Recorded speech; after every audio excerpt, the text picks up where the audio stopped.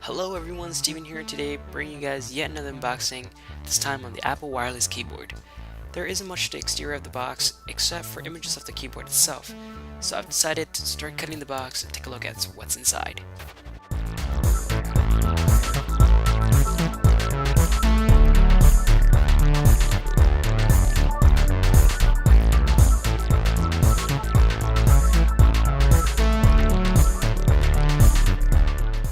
And there you have it, the wireless keyboard.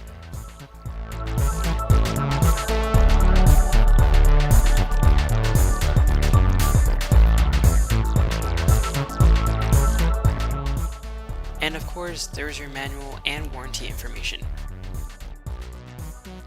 Let's take the plastic wrapper off and take a closer look at the keyboard itself.